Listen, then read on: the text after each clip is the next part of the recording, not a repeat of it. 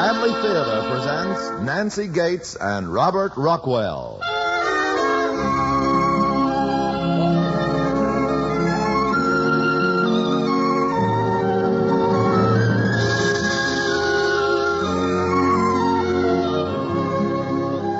From Hollywood, the Mutual Network, in cooperation with Family Theater, presents The Kiddy Story, starring Nancy Gates and Robert Rockwell.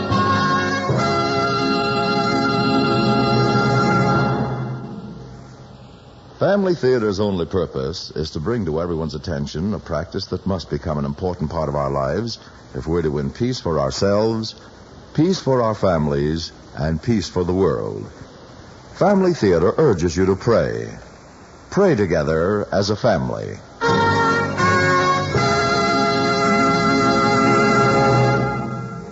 And now to our transcribed drama, The Kiddy Story, starring Nancy Gates as Jack and Robert Rockwell as Doc.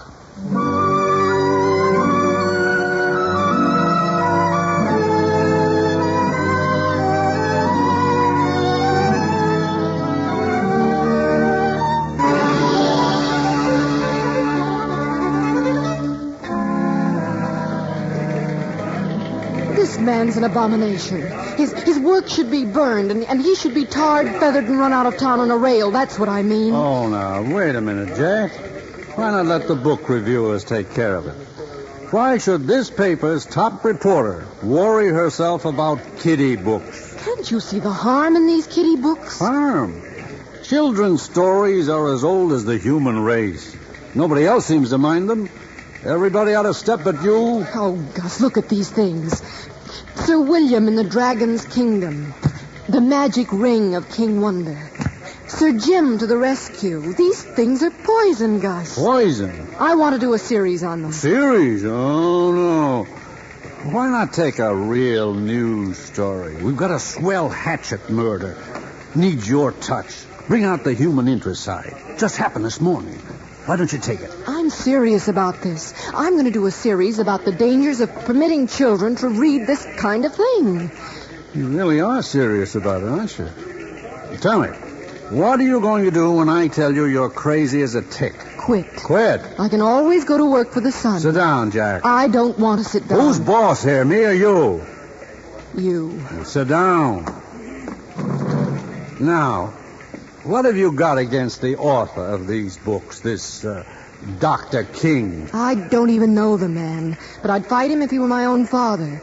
It's unfair to write the way he does, Gus. Unfair? Well, look at me, Gus. My father read the same kind of stories to me when I was a child. The same kind of stories this Dr. King writes, and, well, just like every other kid, I believed them. I believed that someday my knight in shining armor would come riding to my doorstep to sweep me off my feet. Well, he never came, and you can see why. I'm not pretty, and in fact, you could say I'm as homely as a mud fence. Oh, no. And there are a lot more just like me. That's why these kiddie books aren't fair. Teach children the facts, and they'll be prepared for whatever comes along. I can't change your mind? These things are psychologically and emotionally... All right. Turn it off. Are you going to let me do it, or do I go to work for the sun? I guess I can give you a free-time shot in the Sunday magazine. Oh, Gus. But I won't have any personal opinion. It'll have to be complete with research, surveys, and... Wait a minute. I think I know how you can get all the first-hand information you'll need. Remember any of your shorthand? Oh, yes, some. Good. Go get your hat. I'm going to do a little phoning, and then you're going to play secret agent for about 5 days. What do you mean, secret agent? When I speak, jump, woman. Get your hat. And he says I'm crazy. Hurry up. You're not working for a monthly. I'm hurrying. Oh, Gus, you old double-crosser, you. Hello. Mrs. Bevins? Is the doc around? Put him on. Now, where am I going to do all this undercover work? Dr. King? Doctor, this is Gustav Bingman, managing editor of the Banner. Oh, fine. Say, I wonder if you could do the Banner a favor.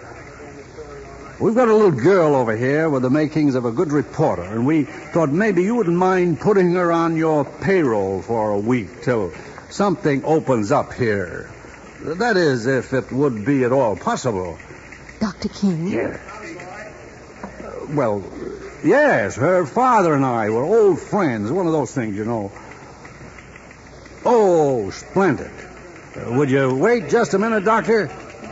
Go ahead, Jack. You got a job. And like it or not, you're going to get a story that'll put your Dr. King right out of business. Get out of here.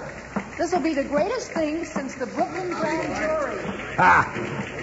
Hey, Doc, you still there?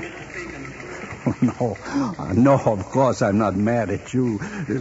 She was listening. I had to pretend I didn't know you. I'd better tell you something about this girl.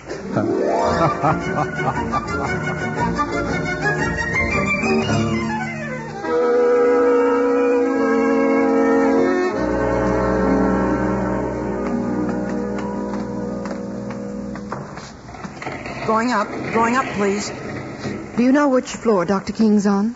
25, ma'am. Penthouse. Are you his new secretary? Yes, I am. Oh. Well, it's only for a week, though, isn't it? That's right. News travels fast in this building. Yes, ma'am. Look out for the plumber. Oh, by Jim, will you look at that? Tools all over the floor. Oh, I'm so sorry. That was stupid of me. That's all right, lady. Well, may I help you? Well, I'll help him, ma'am. Dr. King's office is just around the corner and then down the corridor. I'm really very sorry. Forget it, lady. It's all right. Let's see, this must be the door, yes. Dr. King. Now, have I got everything? Portable purse, glove. I wonder what I did with my gloves. I must have dropped them at the elevator. I'll have to go see. Clumsy female. Why didn't she look where she was going? I bet you wouldn't be griping if she was a looker. She ain't a looker. Hey, get those fittings there by the door. Oh, yeah. The girl they hired at vacation time last year was really something to see. Yeah, I remember. Yeah, but this year, not so hot. Will you hand me my gloves, please?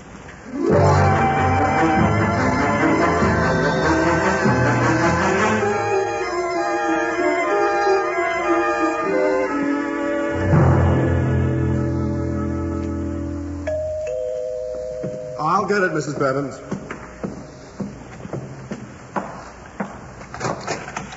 Miss James?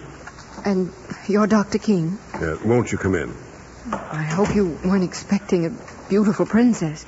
Now, do I look like the kind of man who'd have beautiful princesses for secretaries? Step into the living room. I'd like you to meet my housekeeper. Mrs. Bevins. What's the matter now? Nothing. Come on in. I want you to meet your new roommate. Roommate? Oh, you'll be living here. How do you do? How do you do? Well, that takes care of the formalities. Well, Dr. King, I don't think I should. I mean, I do have a home of my own. Miss James, I keep rather difficult hours. If you're going to work the same hours I do, I think it would be best for you to live right here. Now, there's an extra bed in Mrs. Bevan's room, and it'll only be for a week. Unless, of course, you want to stay for the full 2 weeks. I sent my regular girl on vacation this morning. Come along, Miss James. I'll show you where you sleep. Just give Mrs. Bevins a list of the things you'll need, and we'll have somebody run over for them. Oh, nonsense. I can go over myself. There's no reason for anyone to go to any trouble for me. Oh, it might be wise if you took a nap for a couple of hours. We'll be going to work at 5. A nap?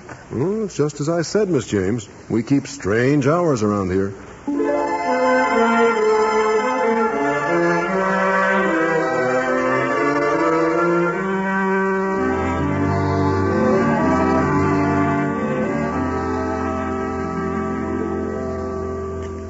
I tell you, the man's insane. Well, he's keeping me up all night typing his silly stories.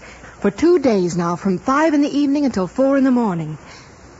Well, I haven't had time yet, but don't worry. It'll be a great story. Oh, his story. Oh, the usual thing, I suppose. Knight in shining armor in the process of saving a beautiful princess. Oh, no, he says he can't save her for at least 2 more chapters. Not from dragons this time. In this story, it's an ogre. And you know what he named the ogre? His name is Gus. Miss James. Oh, Gus, I've got to run. I'll try and call you later. Coming, Dr. King. Oh, you can lay off that doctor business if you want. Yes, sir. Would you get your shorthand book? Oh, say, your friends don't call you Miss James, do they? No, most of them call me Jack. Jack? Jack. What a masculine name for such a feminine girl. Why, thank you. Thank you very much. You got your book? Mm-hmm. A letter to John Bodette, Rockaway House and Company, 10,000 Rockefeller Plaza, New York City, New York. Dear John, regarding your suggested revisions of The Bravest Knight, I feel I must remind you our contract clearly states that I will not be obliged to kill or maim any of the characters in any of the stories I submit to your company for publication. I have no intention. Well, what's the matter? Am I going too fast for you? Oh, no. No, it was what you said. You mean you never write about death in any of your stories? Well, no, I don't. When there are so many other possible solutions, well, the stuff's for children, you know. But what about dragons and witches and ogres, things like that? Oh, maybe I'll bump off an incorrigible dragon once in a while if there's no chance of reforming him. But I think for the most part it's better to keep everything on the sweetness and light side for the kiddies. Why not write about things as they really are? Why always the happy ending when real life isn't like that at all? I don't see you... Hey, hold on. What forms a child's imagination? Well, the games he plays and... And the stories he reads or are read to him? Yes. Well, then why in heaven's name should I write about things as they really are? Isn't it wiser to write about them as they ought to be? If it's true that my stories help form the minds of tomorrow's citizens, then I'm morally obligated to see that my books are constructive, not destructive. Write happy endings as the normal conclusion to every story, and soon the younger generation will come to expect it. Now, which is the better? A generation expecting the best, or a generation expecting the worst? I hadn't thought of that point before. After all, I may not be so much to look at, but I'll find some nearsighted woman someday and maybe raise some children of my own. When that happens, I want the best kind of a world for them to grow up in. Now, where was I? Oh, pardon me? In the letter. Oh, yes. I will not be obliged to maim or kill any of the characters in any of the stories I submit to your company for publication. I have no intention of changing.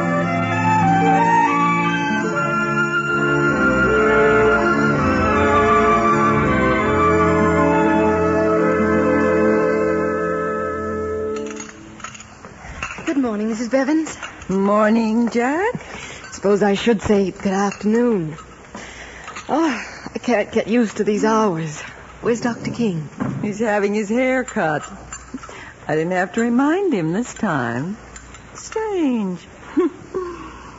You can have either cold or hot cereal. What'll it be? Hot cereal's ready. Hot, then. Mrs. Bevins, why did he pick a pen name like Dr. King? Here's your fruit juice. Thank you. Oh, I suppose it's because he's a doctor. Can't think of a better reason. A real doctor? No, was a pretty good surgeon, but he gave it up in favor of staying sane. I don't understand. He'd worry so much about his patients. Put him on the edge of a nervous breakdown and kept him there, so he started writing for a living. From the looks of things, he's done pretty well. You're not drinking your juice. Oh. How could such a young man do so many things? Well, my guess would be Doc didn't have to take too much time away from the studies for dating while he was going to school. Of course, I think he's pleasant looking, but he's not what you'd call ladies' choice. Oh, I think he's very good looking. Good looking? Funny. Doc said the same thing about you not an hour ago. Must be love. Love? Nonsense. This orange juice is very good. Considering it's grapefruit, that's quite a compliment. Mrs. Bevins, did he really say he thought I was pretty? He did. It couldn't be love. He's only known me for 3 days. Doesn't mean a thing. In Doc's stories, they sometimes fall in love in less than a paragraph.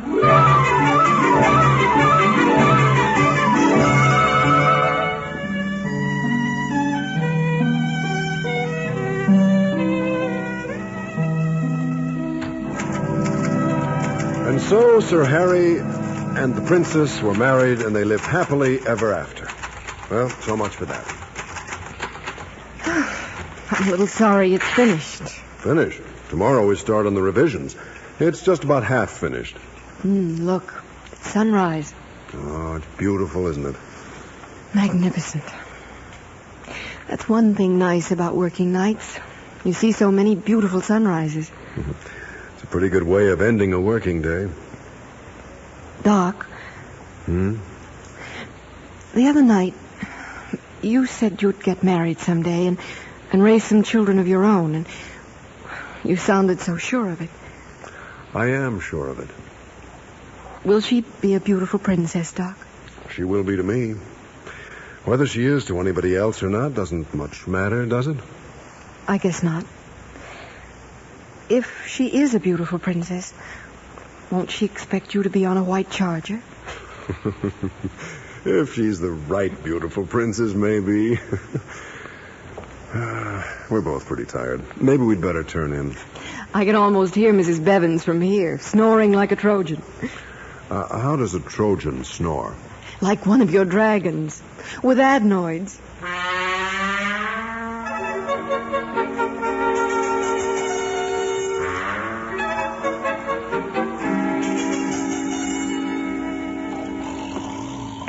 Mrs. Bevins. Mrs. Bevins, turn over.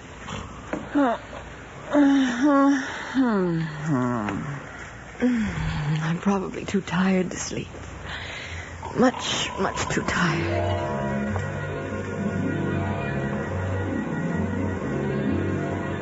Oh, Jacqueline!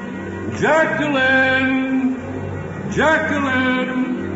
Boy, now we'll get her. There'll be no stopping us now. Will we fool her? She'll fall like a rock. Oh, Jacqueline!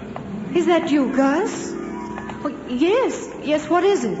Come on, my girl. Step through this door. She's coming, Chief. A few steps more. She's here.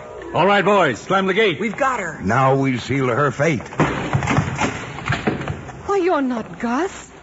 You're an ogre. It isn't the principal, ma'am. It's the money.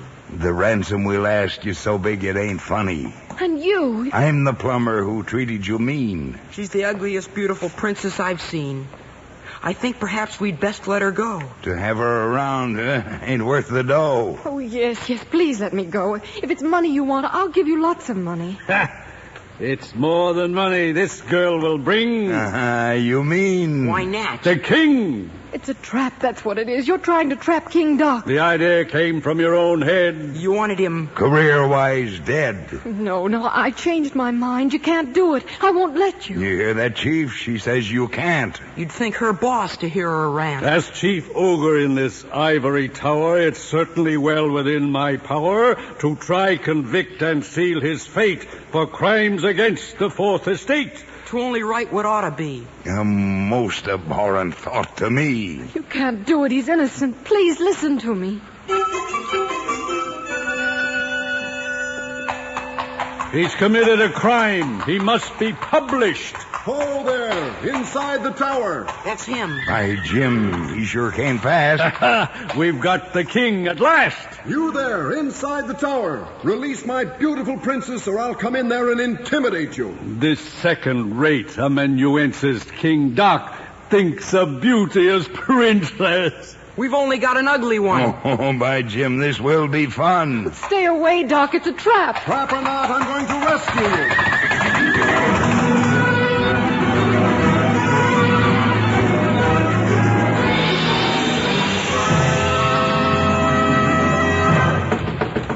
It's a trap. Stay away. Stay away. Wake up. Jack, wake up. Anything wrong in there? Doctor, come in. Hurry. Oh, Doc. Doc, you're all right. You're all right. Oh, she was having a nightmare. I couldn't wake her up. I was so afraid you would. Now, relax, honey. Everything's all right. It was only a dream. Mrs. Bevins, would you open the blinds or turn on the lights? Oh, I tell you, it sure gave me a start. I don't know what's wrong with me. I don't do things like this. I never have nightmares. I guess I've been working you too hard. I'll tell you what we'll do. Today we'll take some time off. Take in a show and eat out. Really have ourselves a time, It'll be good for me, too. Would you like that? Well, I'll go fix some breakfast. I couldn't go back to sleep now. How about it? I'd like that very much, Doc. Fine. And, Doc, I'm sorry to be such a baby. Oh, forget it. Come on now. Get into your Sunday best. You and I are going out on the town.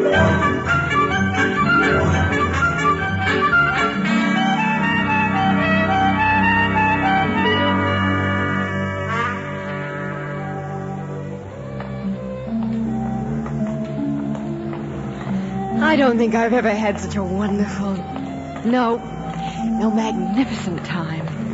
I'll bet you have. No, I haven't. In high school? Not then either. High school seems a million years ago. A million? Couldn't be. How old are you? 25? 26. 30. Ancient. How about you? 35. You know something? What? I've never had such a wonderful... No, magnificent time either. I guess you'll be going to work for the newspaper in a day or so, I suppose so. Oh, we turn in here. Suppose you could get Gus to wait another week? Gus? You know Gus? Oh, well, I had quite a chat with him the other morning, you know. Oh, of course. Well, I guess I could ask him if you really need me for the second week. Oh, I do. Going up. Up, please. I don't know why. I don't like this, boy. Neither do I. Going up, Dr. King? 25 floors. It's too much to walk.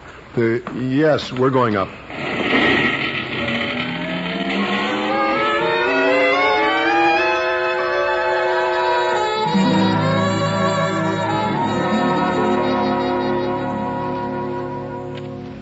Good morning, Mrs. Bevins. Morning.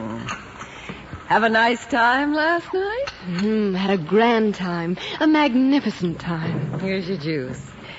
You'll be wanting hot cereal, won't you? Yes, please. Must have stayed out pretty late. I didn't hear you come in. We did. We danced till dawn, and then we walked home. Walked home? From downtown? It was such a lovely morning. Oh, you poor child. You've hardly had any sleep at all. I have to go down to the office and see Gus. See if he'll let me stay another week. Oh, that's splendid. Ready for your coffee? Please. You'll be sure and give Gus my best, won't you? What did you say, Mrs. Bevins? Oh, I said the wrong thing, didn't I? No, you said the right thing. You know Gus, don't you? And so does Doc. You've both known from the beginning why I came here. Child, don't... I've been such a fool. Such a fool. Wait, let me explain.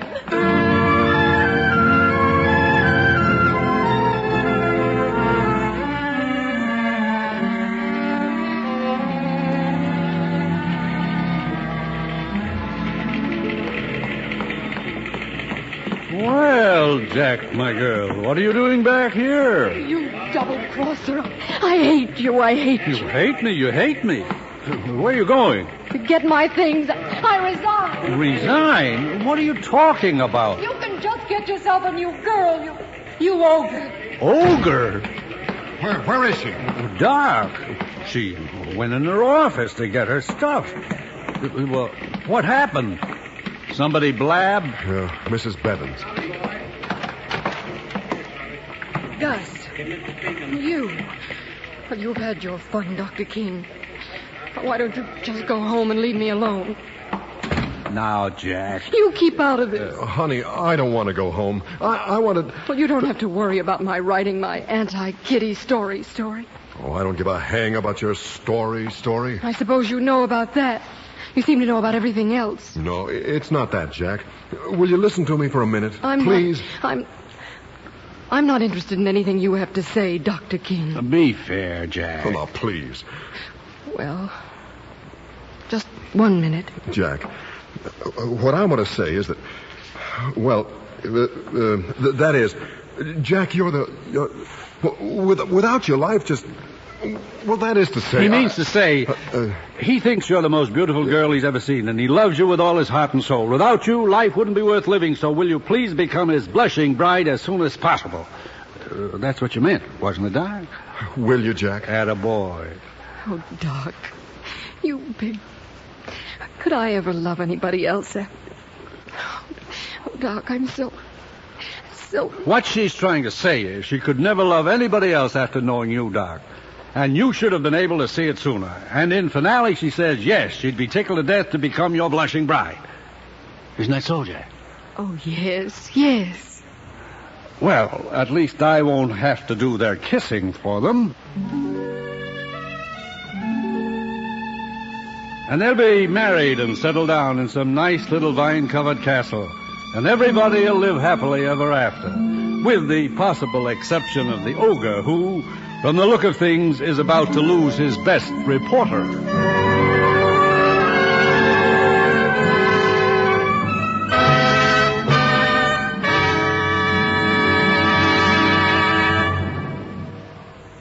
And now, here again is Robert Rockwell. Thank you, Tony Lafrano. You know, the great watchword of today is security. Now, there may be wide areas of disagreement as to what forms this security should take, but it's a natural craving of the human heart. And to meet this, we have public security measures from national defense to unemployment insurance, and private security measures like life insurance and bank accounts and group hospitalization plans. Of course, the average man is not so concerned for security for himself as for his family. He wants to protect those he loves.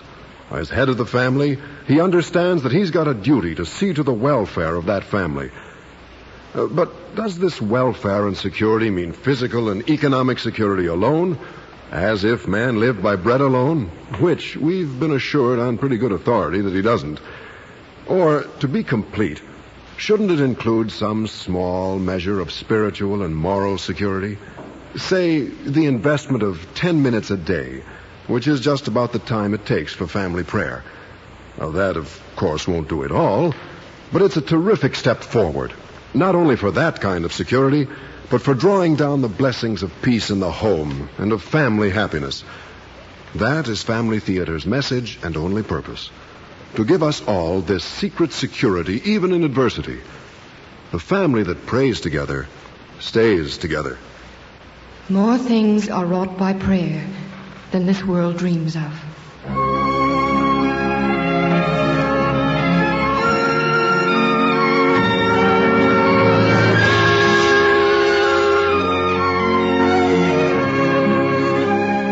From Hollywood, Family Theater has brought you transcribed The Kiddy Story, starring Nancy Gates and Robert Rockwell.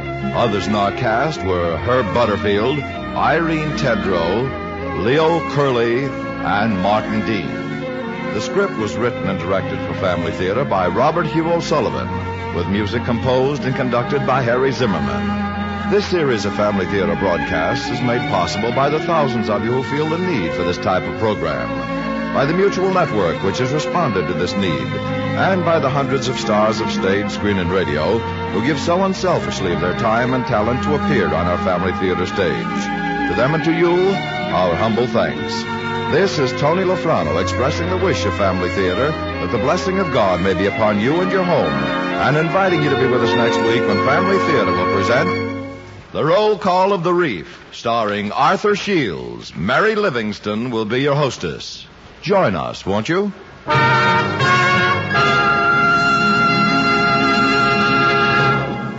Family Theater is broadcast throughout the world and originates in the Hollywood studios of the world's largest network.